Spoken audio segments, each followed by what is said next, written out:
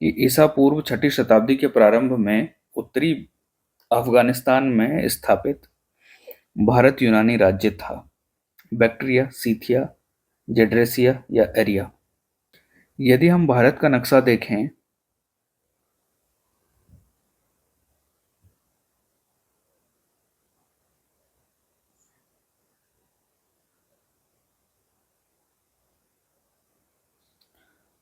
तो यह वर्तमान भारत और वर्तमान भारत अफगानिस्तान, चीन, किर्गिस्तान और ताजिकिस्तान, इन देशों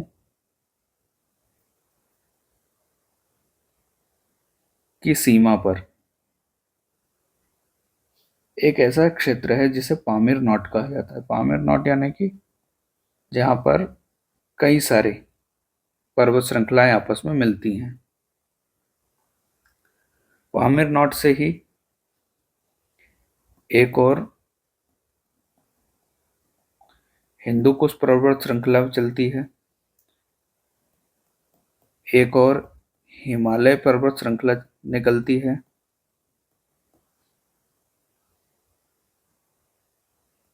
यहीं पर काराकोरम, कुनलुन और तियानशान। इसी पर्वत श्रृंखला से एक नदी निकलती है जो कि अरल सागर में जाकर मिल जाती है। यह नदी है अमू दरिया।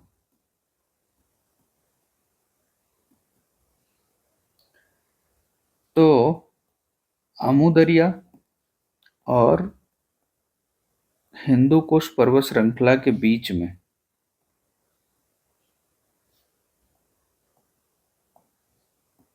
एक राज्य था।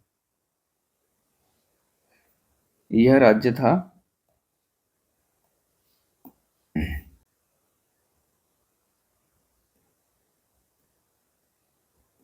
बैक्ट्रिया।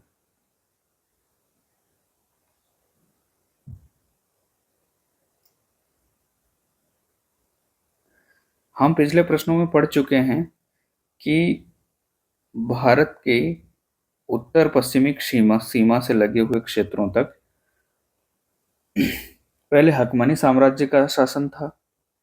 हकमनी साम्राज्य को अलेक्जेंडर द्वारा हरा दिया गया और अलेक्जेंडर जब लौटा तो अपने क्षत्रपों को इस क्षेत्र में शासन सौंपकर लौट गया। उन्हीं लोगों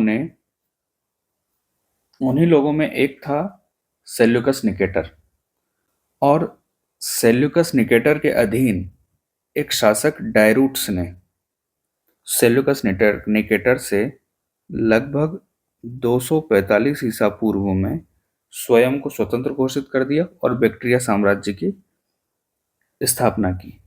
और जब यह बैक्ट्रिया साम्राज्य भारत की ओर बढ़ा तो इन्हें इंडो ग्रीक्स कहा गया।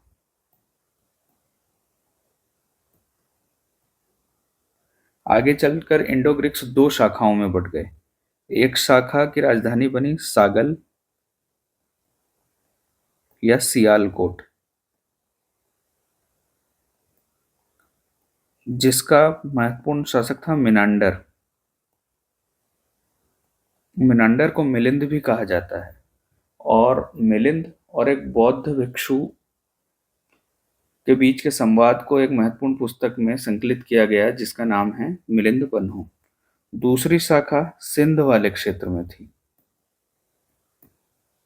और जिसका शासक था अपोलोडोटस।